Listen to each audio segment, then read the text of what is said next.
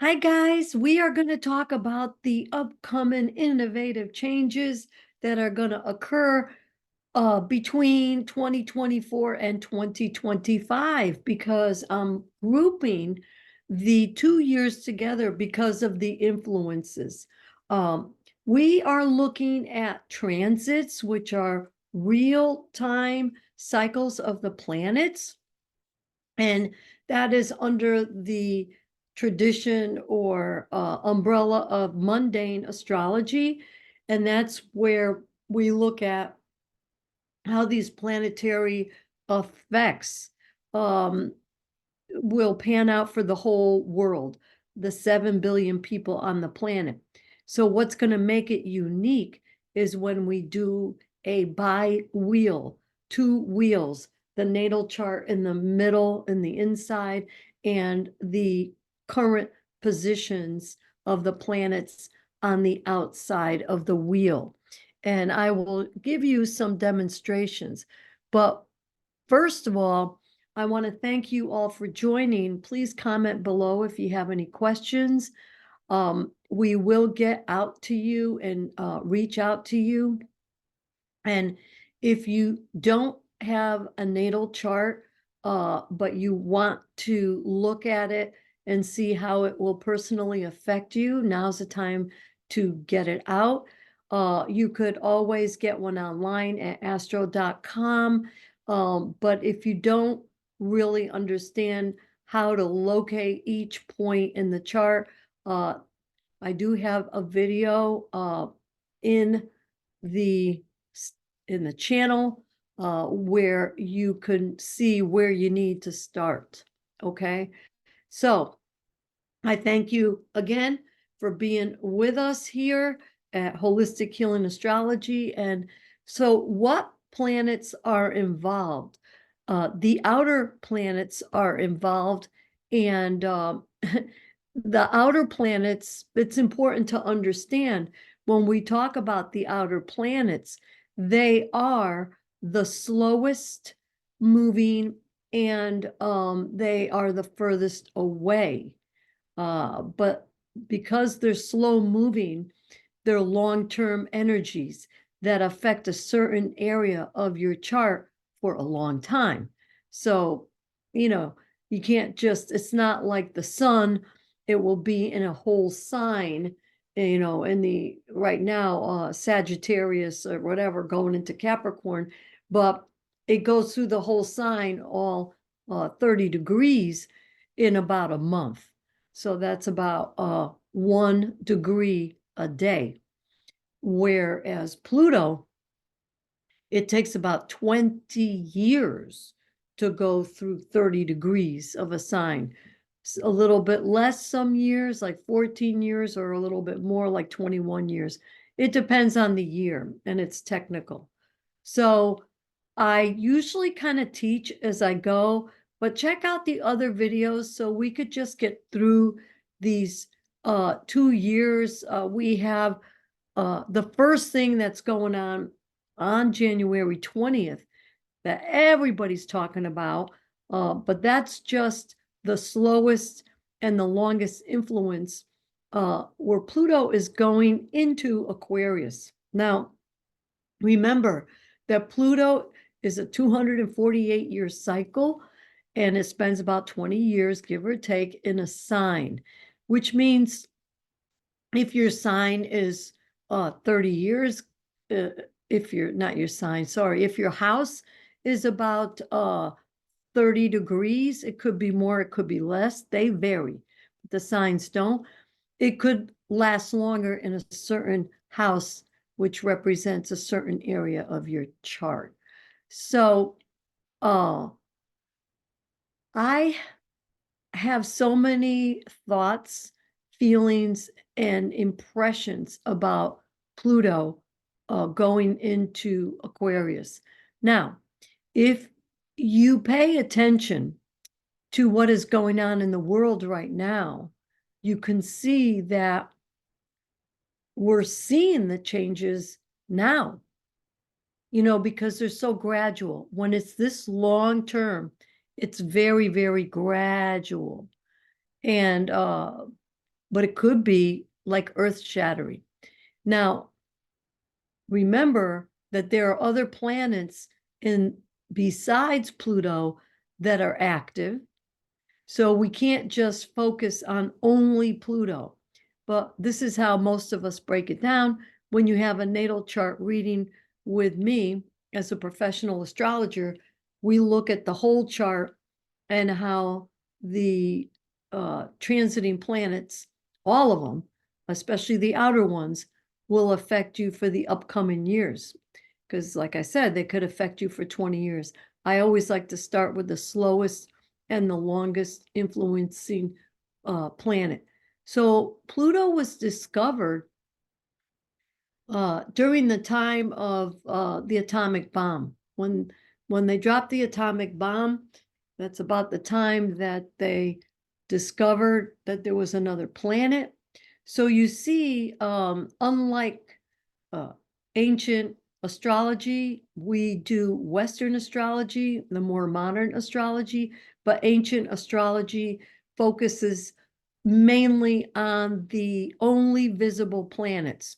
They don't really look at the outer planets that you can't see with the naked eye. Because of the discovery of the telescope, now we know that there are other planets. So that's why ancient astrology, Hellenistic astrology, Babylonian astrology, Egyptian, Vedic, they don't use those new outer planets, Uranus, Neptune, and Pluto. And I use Chiron because it's an asteroid that I like to use, plus Black Moon Lilith, which is a dark side of the moon. So that's just the way I do it. Every astrologer has their own little style.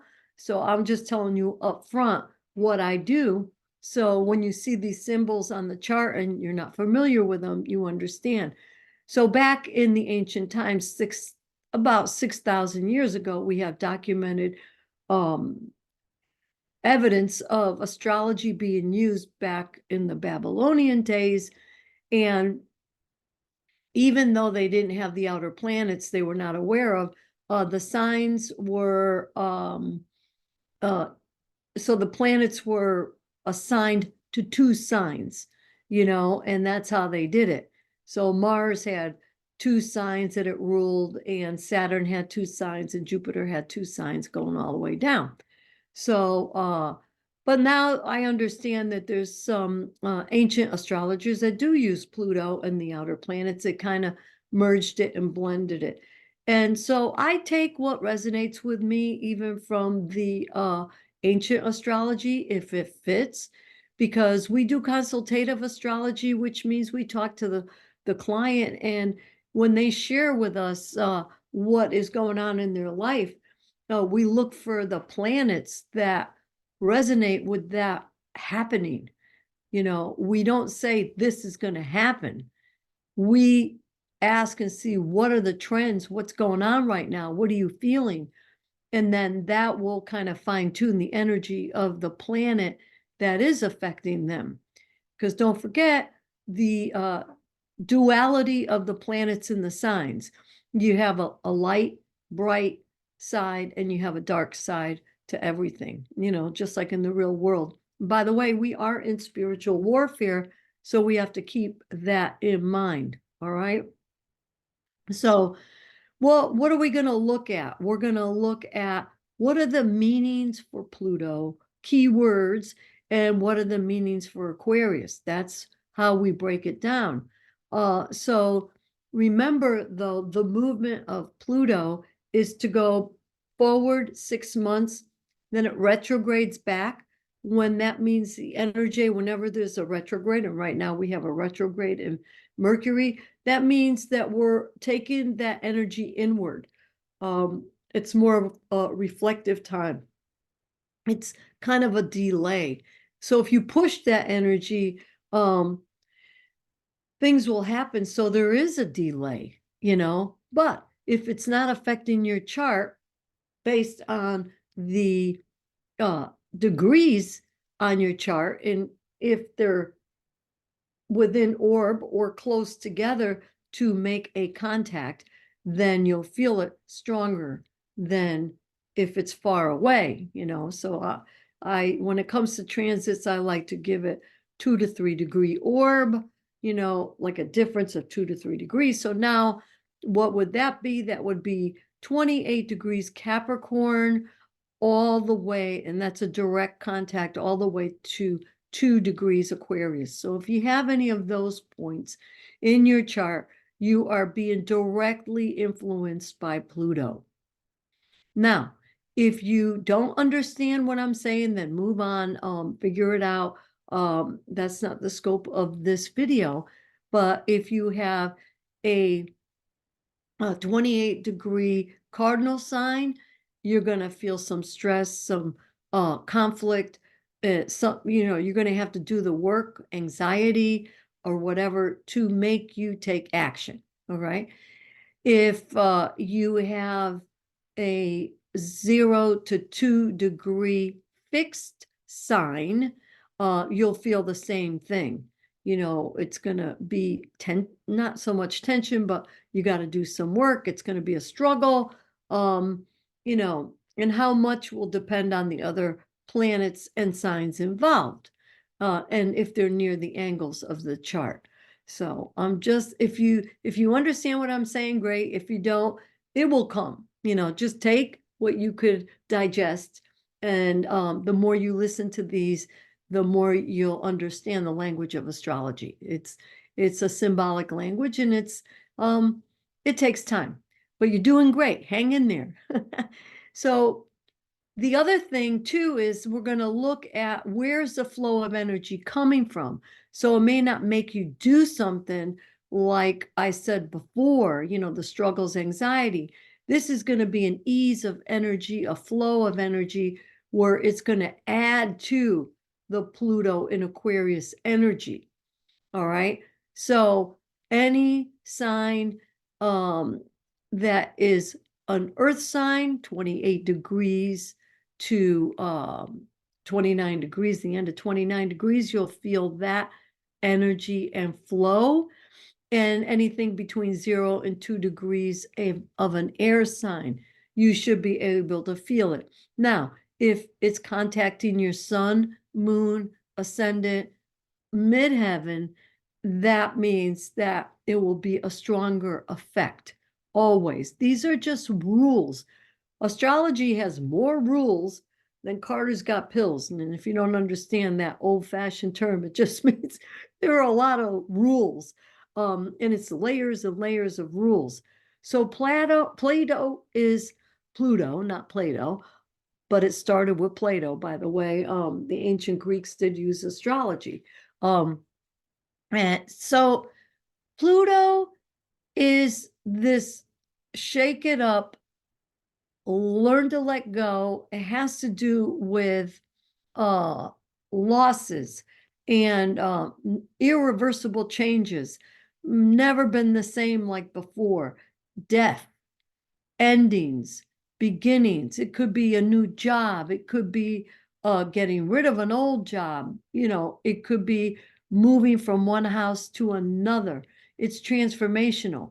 When you move, you move. You're never gonna be going down that street every day again the way you used to. So I give you some of these examples so you get the energy of it. It's not always doom and gloom Pluto. Man, I posted a little TikTok video about Pluto, and it just, people went crazy, texting me and messaging me and saying, oh, what's going to happen? But I always turn it back to you. What is happening? So a lot of people were getting, they felt it. They did feel it. Of course, you're going to feel it because Pluto goes back and forth, 6 months forward, 6 months backward, 6 months forward, 6 months backward, 20 years, between 14 and 21 years in a sign or a house. That's a long time, because Pluto, that's why Pluto's intense. So, and also Pluto has psychological tones, it has detective tones, it has truth and loyalty attached to it. And whenever you study astrology or look at astrology, you must look at the house in the natural wheel the associated sign and planet that goes along with it. So for example, Pluto is associated with Scorpio, which is the ruler of the 8th house, which is other people's finances, banking, and credit and stuff like that. So you have to keep all that stuff in mind. It's also the detective, going deep, going underneath the surface.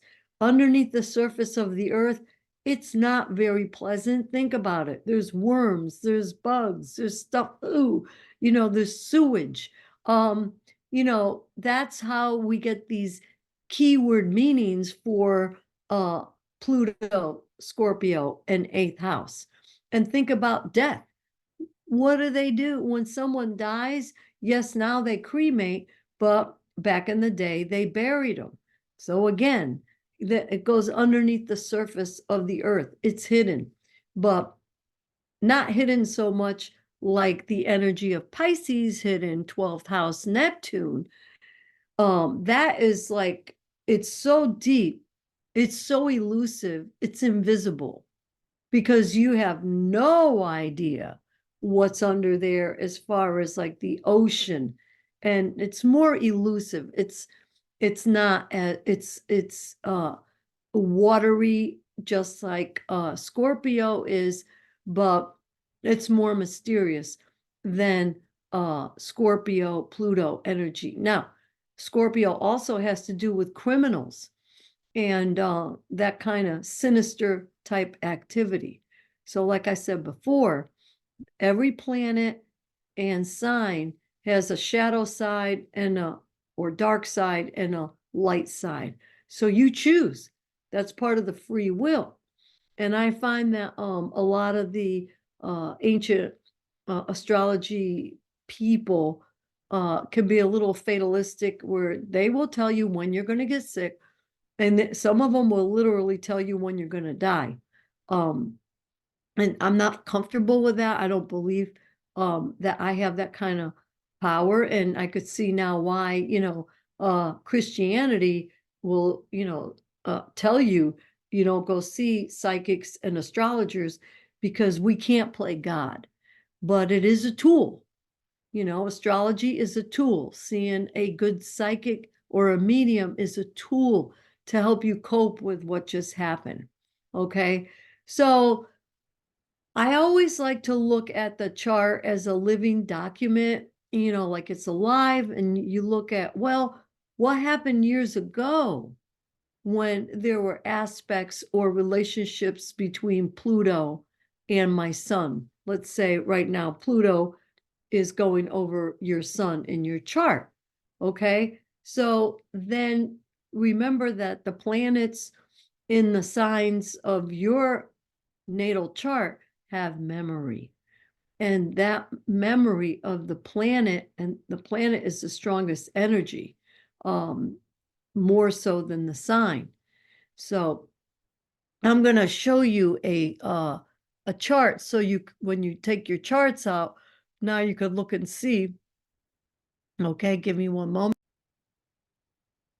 So you should be able to see a sample chart over here, and Pluto is right now currently 29 degrees, 28 degrees of Capricorn. So what you do is you look and see this line here is 26 degrees, 27, 28. So that means Pluto's right here on this chart, 28 degrees.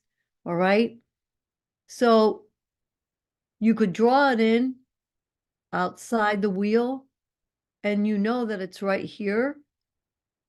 And I'm going to keep the arrow on it, but we have to analyze now. If this is your Pluto, that means that it's close to this fat line, your MC. All right.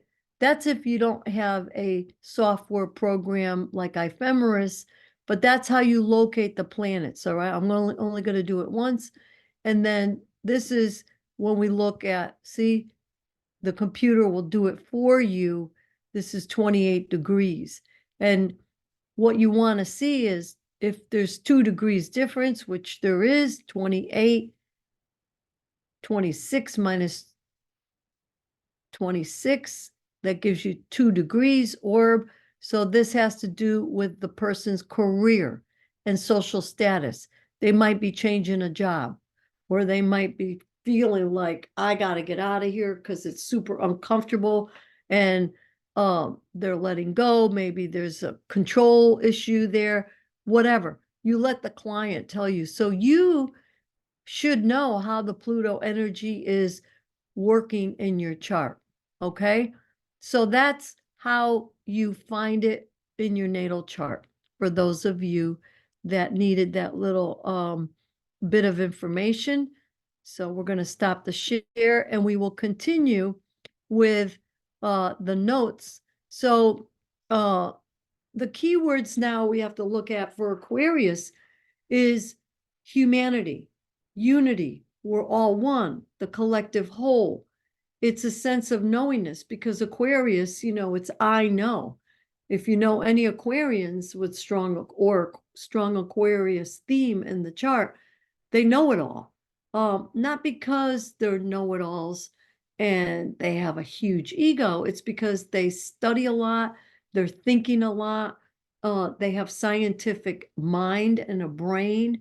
It's an air sign. Aquarius is an air sign, so it's intellectual. It has to do with communication, reading, and knowing. Reading to a point that they know. So they are very intelligent and they see all the dots connected. Okay. Also, it's a time of inventions, science. So when you look at that, and then we're going to blend the energies of Pluto, which is irreversible changes, major letting go of the old ways that we did things in science.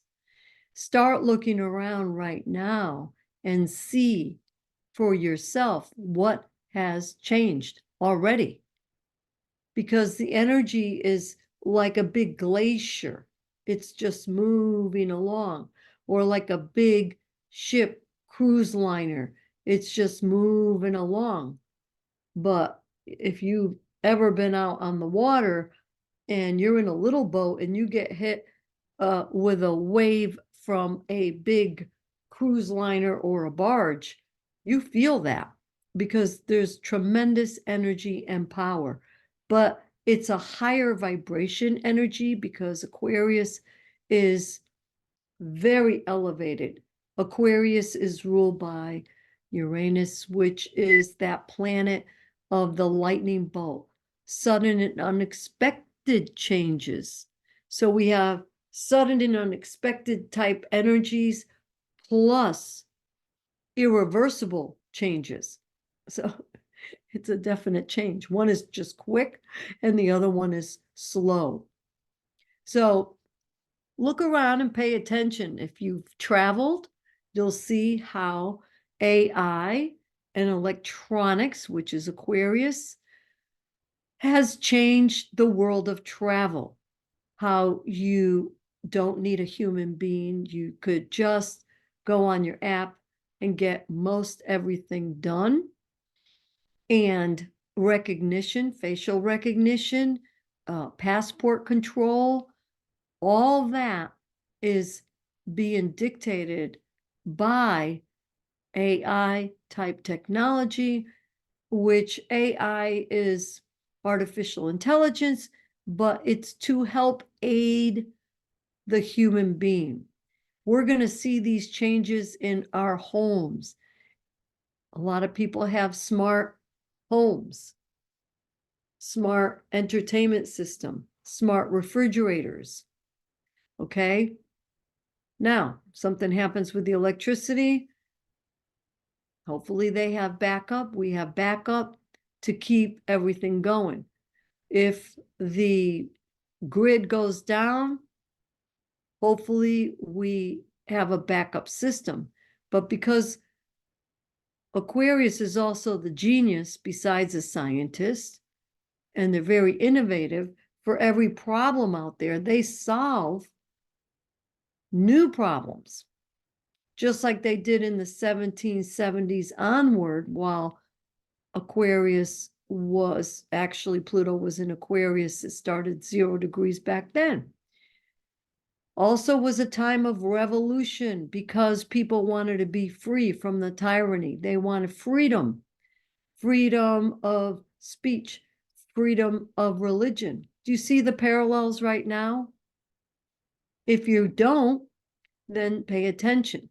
If you're listening to mass media, big corporations, all that stuff is dissolving because it's not about the collective whole. It's about top-down power. Top-down power is going away. It's dissolving. But whenever we talk about dissolving, we have to remember Pluto.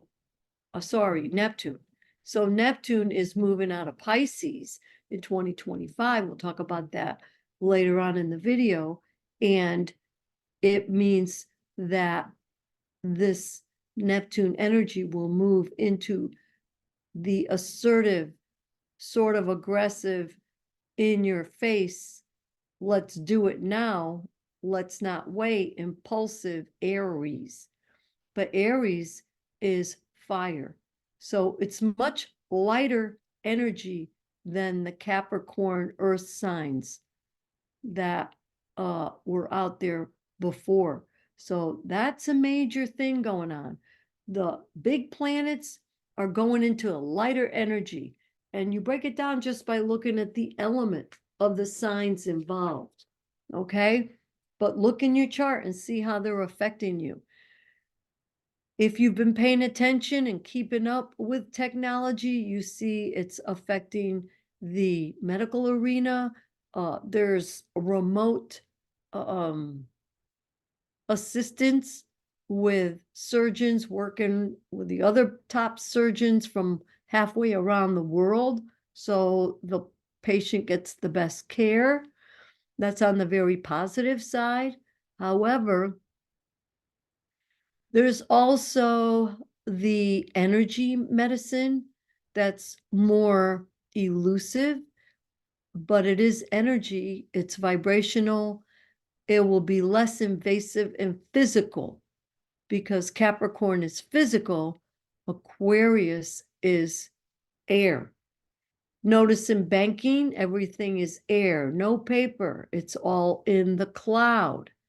Your information, which is air, is communication, information, thinking, brain, using your brain. That is also in the air, storing of the information. So we're moving away from the solid reality and going into the invisible air reality. But we have to look at too how society is embracing the energies of mental telepathy, psychic abilities, remote viewing, leaving the body and going into this ethereal state, aura reading, all that is very air. We're going to probably be able to communicate with one another telepathically if we're not doing it already. Also, electronics, when it comes to two-dimensional vision of movies and seeing people on stage, it will be more of a holographic type entertainment. So you will not be able to distinguish, are they really there or is it a hologram? And that's where there could be some question, is it real or not real? And we're seeing that already with social media posts where people are just posting all this information online, but is it real or isn't it real? They distort the truth. And the distortion also comes from Neptune. Neptune is all about illusion, delusion, and distortion. So you have to see that these planets don't work individually, they work together. These energies work together. Neptune is a long-term energy as well. It's also a time of awakening, revolution. We're waking up and we're seeing what is truth and what isn't truth. We've been fed a bunch of lies, changes in our food system and our food way of getting food. A lot of people are going back to the earth, planting their own food instead of eating, 7-year-old pizza that was processed 7 years ago and frozen for God only knows how many years, or dried and then frozen. Food has been tampered with and it's not even real, but we're eating it. So that affects our health as well. There are going to be less corporate incentives where people were used as indentured servants or slaves to the corporate structure, giving them this false security and hope. Put into our kitty, we'll match you with the 401, 403 plan, retirement plan. They use your money for your whole lifetime, 40, 50 years, and then boom, it's gone because of the market. This stuff is happening now as well.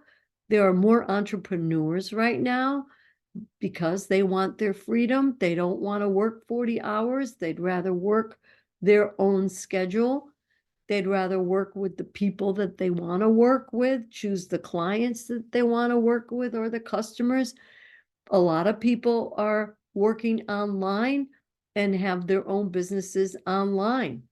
So working with the homes and how the homes are structured and functional, there's extra space now with a lot of the home demands to have a office where entrepreneurs can do their business in their home, which saves a lot of wear and tear on the car, which saves time on the road.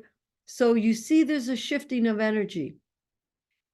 There will be more internet systems. Instead of the World Wide Web, we're going to have that. There will be others. So you won't just have one web. There'll be many webs, lots of connections. Higher learning education will change because that's part of information, and intelligence will change because people will be able to learn self-taught on their own through the social media platforms, YouTube, TikTok, Google. Everything is search. I don't care what profession you're in. The problem will be you may have to have a mentor or go through an apprenticeship to make sure that the information is indeed correct. But you won't have to go for 12 years of learning to be the specialist. Now, doctors and lawyers will have to go to college and learn, but how much of that learning will be on a campus versus on their electronic device? And don't forget the speed of which these innovations will take place will be unbelievably fast. If you haven't noticed that time is going quicker, these are one of the reasons why. So let's see. I think we've covered everything. Free thinking, people want to have the freedom to think for themselves, not to be dictated to by governments and government control. And we did cover pretty much everything: the flying cars, electric cars, identity, the way we travel. I truly believe that in a short amount of time, we will be able to teleport ourselves just like Star Trek. Beam me up, Scotty. And there you are. You put the quadrants in, put your suitcases in. That goes first, then you go. And there are also aircraft that are traveling very, very fast, which is another fast. Fast has to do with Uranus, Aquarius. Kitchen appliances will do the complete job. For instance, your dishwasher will load itself, unload itself, put everything back where it belongs. Refrigerator will know what foods have expired. Everything gets scanned in. Everything. There will be a screen, like a computer screen on the refrigerator, which tells you what meals you can make. Everything will be all automated. Same thing with the oven. You just tell the oven what you want to make, and it talks to the refrigerator, gets it out of the refrigerator like a little, who knows what, conveyor belt, whatever, and it cooks. Then you'll have a robot that will be like a servant that will help you with the menial chores of cleaning, putting things away, all automated. Yes. So if you don't like self-checkout, you're going to have all kinds of domestic service, which will be electronic and robotics. Okay. Robotics have been used now for a good 20 years in factories and also in medicine. A lot of the behind the scenes stuff that goes on in medicine that you don't know about has to do with robotics. Now, we have to understand that there's the overlapping energy of the outer planets, but what's next in chronological order is May 27th of 2024, Jupiter, which is the planet of expansion, manifestation. It's in ancient astrology supposed to be a benevolent.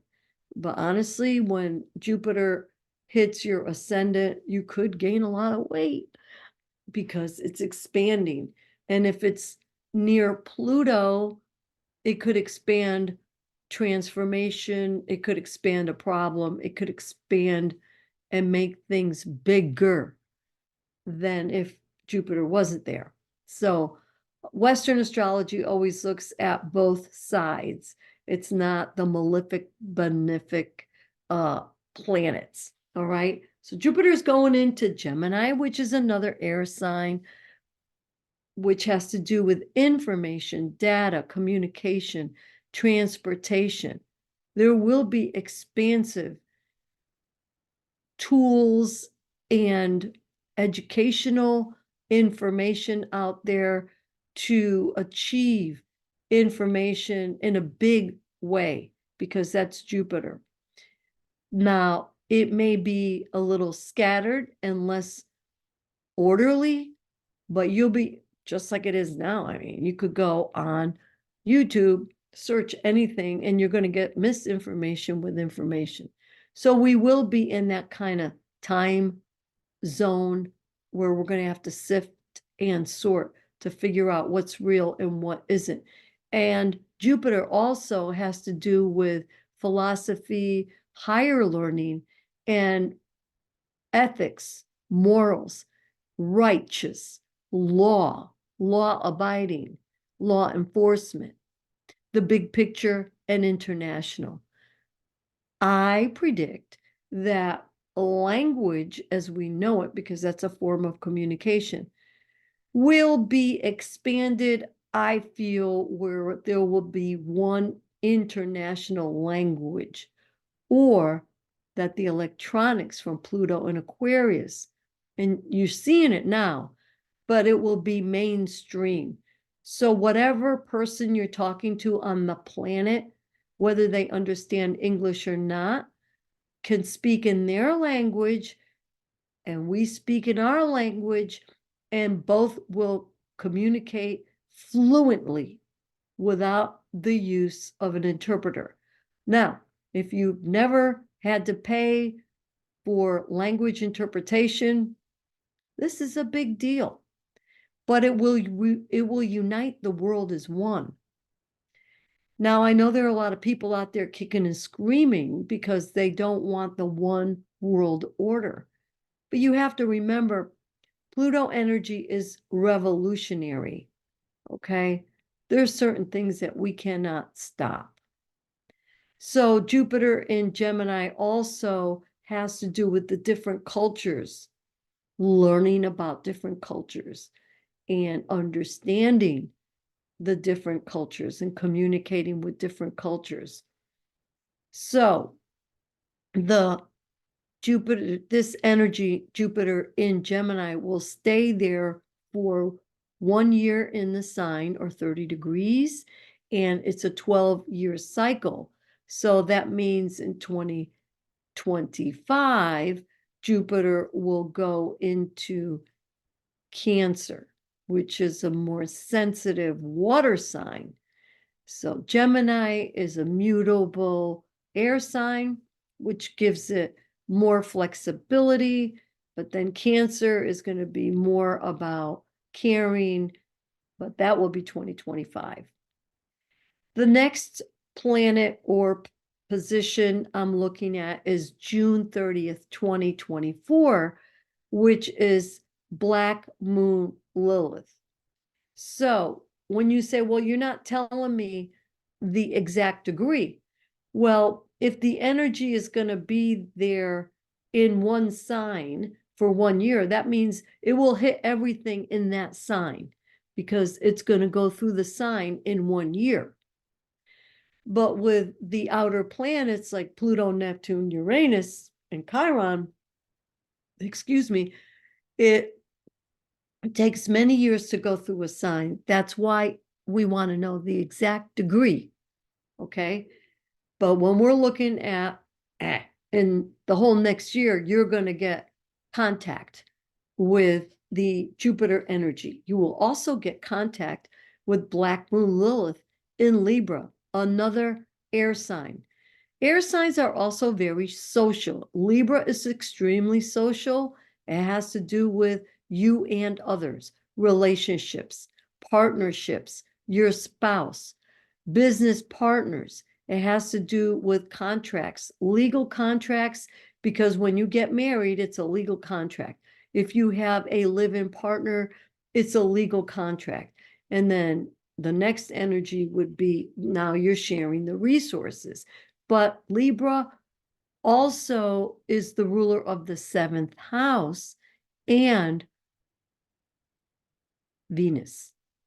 Okay, so you have to put those energies together, and the whole sign will be involved for 6 months because it's a 9-year cycle with this Black Moon Lilith. So what does Black Moon Lilith represent? It's a dark side of the moon. So that means it's the part of the personality that no one else really sees, not even a partner. Okay. And sometimes the individual does not know that much about their hidden side. It's an misunderstood part of the personality. And it could go anywhere from being very metaphysical, mysterious, psychic, and knowing these abilities, communicating with God, that kind of energy, because that's metaphysical, that's beyond the physical, all the way to human trafficking, abuse, that kind of energy, that savage, darker side of emotions. It's psychological, it's detached feminine energy. Look in your chart and see how you use your Black Moon Lilith. Then you'll know what that represents, Black Moon Lilith represents in your chart. So what you need to do is find Libra in your natal chart and see what other planets are involved. Don't forget the aspects. And don't forget to look at cusps, the cusps. And are these signs on the angles? Angles meaning ascendant, IC, MC, and the descendant. The cusps of the first, fourth, seventh, and 10th houses. Okay. So everything in astrology has a layer of intensity, a layer of priority. What's first, what's second, what's third. But you get the idea.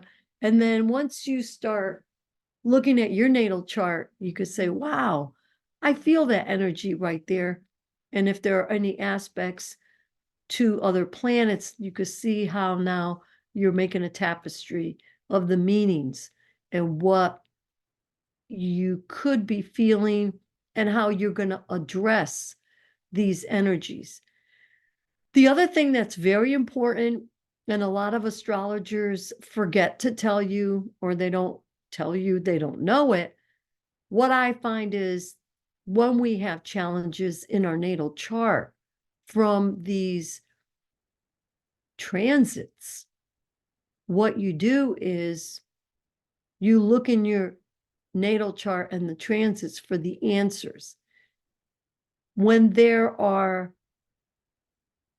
soft aspects, flowing aspects, easy aspects, those can be the answers to your struggles. It's never all struggles. You could have a lot of struggles, but with the struggles come ease as well. It's never all struggles. But I'll tell you something, people with a lot of struggles, squares, oppositions, action type aspects in their chart, we could call that a very dynamic chart because they have to do something to stop the bleeding, to stop the pain, because it's a struggle. It's a source of anxiety. It's like, ugh, I don't like this. It makes you work. It's like when you put your hand on a hot stove, you're going to move it real quick. You understand? So it's very important to understand how the answers and solutions could come from the very chart that show you and reveal to you the problems. So important. If you ever go to an astrologer where they don't show you how you can maneuver through this major, let's say, Pluto transit that's affecting your ascendant head on, well, then you might want to try a different astrologer.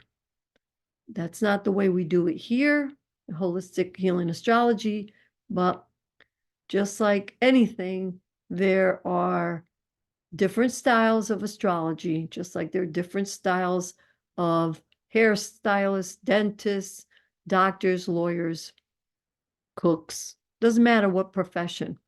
So you got to find the one that works for you. If you're interested in learning astrology from me, contact us and we will get to you, which is always great. We've got 4 private students now working with us, and there are a lot of people that cannot fit the whole 8-week curriculum in their schedule. So we're breaking it down into 2-hour sessions. Then you could pick and choose what you want to learn. But we've structured it so you will learn in chronological order what's most important. All right? Because I don't know about you, but it took me hundreds of books to go through, many, many, many conferences. And 55 years later, I said, I'm doing it this way because it's easier to teach the way that I've developed. And there are other astrologers that do it that way as well, but there is a logical sequence. You never learn the aspects first, but you learn in a systematic, organized way. Now, June 30th, 2024, we talked about Black Moon Lilith, but then March 31st in 2025, I'm going to talk about Neptune in Aries because Neptune's cycle is going to stay 14 years in that sign, possibly 14 years in a house. Now, that's a long time to go through 30 degrees. Wouldn't you agree? So go in your chart and see where 0 degrees is Neptune, because March 31st, you're going to feel it, and you'll probably start feeling it at the end of the year if you're not feeling it now, because it depends. If it's on a very sensitive point in your chart, like your ascendant and your midheaven, or your sun, moon, or a stellium, you might be feeling it now. So it's better to be prepared. So Neptune is 14 years in a sign, but it's a 165-year cycle to go all the way around the zodiac. What does Neptune represent? Well, let's start with the positive. It's spiritual, it's imagination, it's dance, it is music. It's also ESP, the invisible world. It's being in a fog in La La Land with unicorns and fairies. It's very close to God, very invisible. It represents the deep blue ocean. It represents oil, petroleum. And on the shadowy side, it represents drugs, alcohol. It's a form of escapism. You could escape, though, with meditation. You could escape with film. All that has to do with Neptune. So when you're doing a reading for someone, you have to drop your ego, and you're not going to say, oh, so you're on drugs, right? You know, especially if it's on the ascendant or midheaven. Maybe they were doing drugs when they were younger, and then they've evolved and shifted the Neptune energy gears to spirituality. And listen, now with the fentanyl, some people go straight to spirit with these drugs. They're dying. So you see, there's a fine line between that negative, dark energy side and the bright, positive side of a sign or a planet. Neptune is associated with the 12th house, which is that etheric, invisible world. It's chaotic. There's no form, no structure. And Pisces. Pisces, they walk on water. They're the two fish in two directions. They're mutable. It's water sign, very sensitive, selfless people, compassionate. But that could be a problem if there's too much of that selfless martyr energy. I'm not going to charge any money. I don't need money to live. I'll just sit there with my, kumbaya, and, I'll meditate and God will take care of me. That kind of energy. So Neptune dissolves also. Now you have to look at these energies and see, well, how is Neptune going to work with Pluto? But Neptune's in Aries. So what does that mean? Neptune in Aries, Aries is a fire sign, and it's cardinal. It wants to start something. It wants to do something. So it could be the start of something pretty chaotic, but it could be the start of some big spiritual movement, because it's more of a aggressive, in your face, blunt type energy. It could be a new form of music, entertainment. But let's put it together. If there are holograms, then guess what? You won't have to go to the baseball game. You just see the whole hologram right there in your house. You could see the whole concert right there in your house. You don't have to leave the house. So it's going to change our reality big time. And the reality part, we're going to segue into reality because Saturn represents reality. It's the last visible planet. Anything after that had to be seen with a telescope, and Neptune was seen with a telescope. And that's why it's not used in traditional ancient astrology. So Saturn is it's a block. It could be a building block or stumbling block. It could be boundaries. It could be hard work. It could be lessons learned from karma. It could be discipline, reliability, slow, methodical. It has that earthy energy because it's represented with Capricorn, which is the mountain goat, climbs up the mountain for achievement, profession, career, and accomplishments, how you appear to society. That's all very Saturn energy. It's also duties and responsibilities, like I have to do it. So Aries is not so slow. It's the opposite. So the Saturn in Aries has a very weakened expression. It's called fall. It's not like detriment with Jupiter and Gemini, which is that scattered, negative, out of control energy. But Saturn in Aries, the discipline and responsible part of Saturn could be a little muffled. Also, Saturn is methodical, on time, so it could act like they're not on time. They might have time management issues because they go from one thing to another thing very quickly. They start things and they don't finish. And that will stay in your sign of Aries, wherever it is in your chart, for 2.5 years. And it's a 29-year cycle. When we talk about Saturn, though, we always have to remember that all of us at the age between 28 and 30 years old will go through a Saturn return, and that is when we become mature. So Saturn has to do with maturity, the elder, the wise one. So Saturn is about being wise. And when you get to a mature age, you're wise. And that reminds me of something on the internet.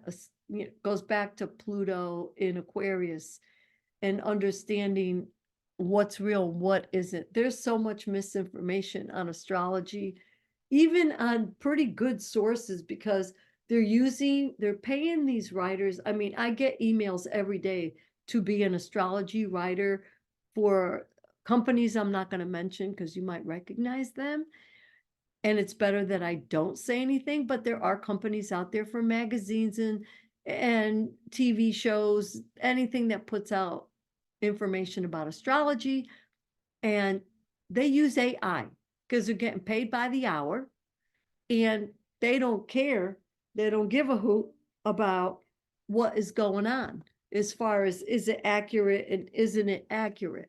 They just put it out there, and if they don't know enough about astrology to understand that's not true, that is wrong, you're going to see all kinds of misinformation. So I don't know about you, but astrology is complicated and confusing enough without having the wrong keywords. So keep following if you like what you heard today.